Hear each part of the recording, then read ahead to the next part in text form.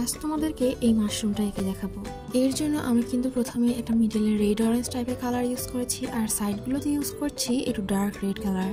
এবার এই red colour দুটো কিন্তু ব্লেন্ড করে নিতে হবে, তবে খেয়াল রাখতে হবে সাইডের ডার্ক রেড কালারটা দিয়ে যেন মিডলের লাইট রেড কালারটা একদম কালার না হয়ে যায়। মিডলের পোর্শনটা কালার শেষে কিন্তু আমি এখন নিচের অংশটুকু কালার করছি, আর এখানে কিন্তু আমি সাইডে একটু শেডিং দিয়েছি যাতে বুঝিয়েছি এখানে আলোর তারতম্য।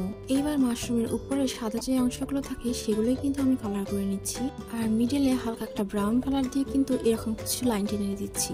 এবার মাশরুমের ব্যাকগ্রাউন্ডটা ক্রিয়েট করার জন্য আমি কিন্তু এখানে একটা অলিভ গ্রিন কালার দিয়ে পুরো ব্যাকগ্রাউন্ডটা এরকম করে নিলাম।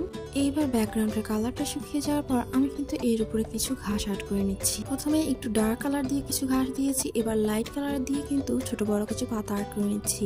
ঘাসগুলো আঁকার সময় কালারটা একটু ঠিক রাখতে হবে, বেশি পাতলা হয়ে গেলে কিন্তু প্রথম লেয়ারটা আবার রিঅ্যাক্টিভেট হয়ে যাবে। ওয়াশ কালারের ক্ষেত্রে কিন্তু এসব ছোট ছোট বিষয় মাথায় রাখতে হবে।